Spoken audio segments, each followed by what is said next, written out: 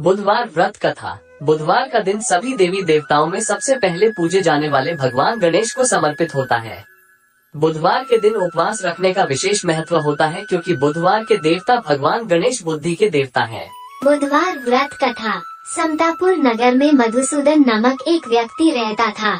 वह बहुत धनवान था। मधुसूदन का विवाह बलरामपुर नगर की सुंदर लड़की संगीता से हुआ था।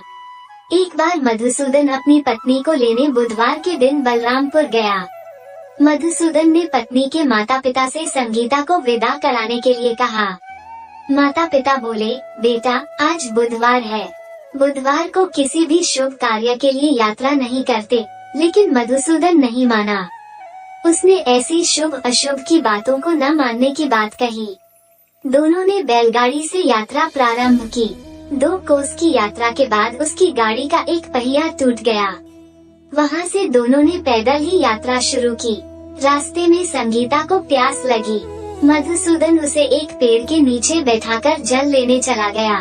थोड़ी देर बाद जब मधुसूदन कहीं से जल लेकर वापस आया तो वह बुरी तरह हैरान हो उठा क्योंकि उसकी पत्नी के पास उसकी ही शक्ल सूरत का एक दूसरा व्यक्ति बैठा था।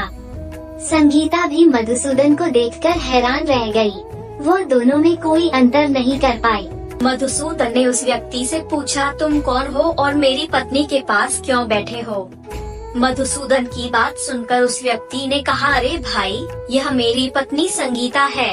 मैं अपनी पत्नी को ससुराल से विदा करा कर लाया हूँ। लेकिन तुम कौन हो जो मुझसे ऐसा प्रश्न कर रहे हो?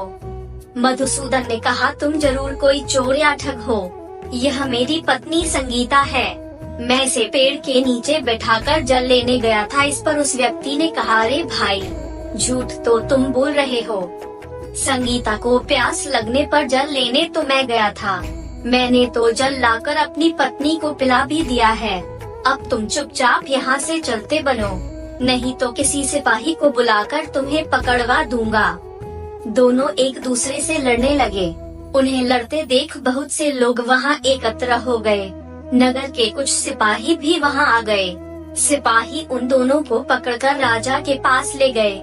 सारी कहानी सुनकर राजा भी कोई निर्णय नहीं कर पाया। संगीता भी उन दोनों में से अपने वास्तविक पति को नहीं पहचान पा रही थी। राजा ने दोनों को कारागार में डाल देने के लिए कहा। राजा के फैसले पर असली मधुसूदन भयभीत हो उठा। तभी आकाशवाणी हुई, मधुसूदन, तूने संगीता के माता पिता की बात नहीं मानी और बुधवार के दिन अपनी ससुराल से प्रस्थान किया। यह सब भगवान बुधदेव के प्रकोप से हो रहा है। मधुसूदन ने भगवान बुधदेव से प्रार्थना की कि हे भगवान बुधदेव, मुझे क्षमा कर दीजिए। मुझसे बहुत बड़ी गलती हुई।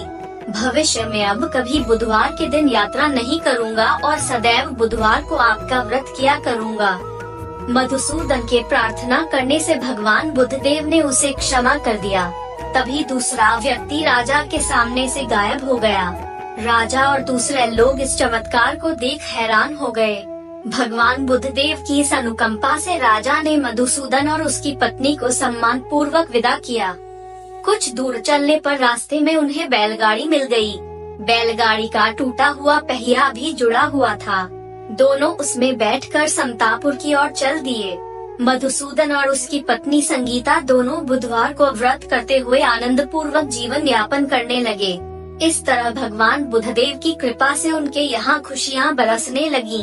इस तरह जो स्त्री पुरुष विधिवत बुधवार का व्रत करके व्रत कथा सुनते हैं, भगवान बुधदेव उनके सभी कष्ट दूर करते हैं। जय श्री गणेश। प्रेम से बोलिए गणेश भगवान की जय। हिंदू धर्म की सभी कथा कहानी सुनने के लिए हमारे चैनल को सब्सक्राइब करें। वीडियो को लाइक करें।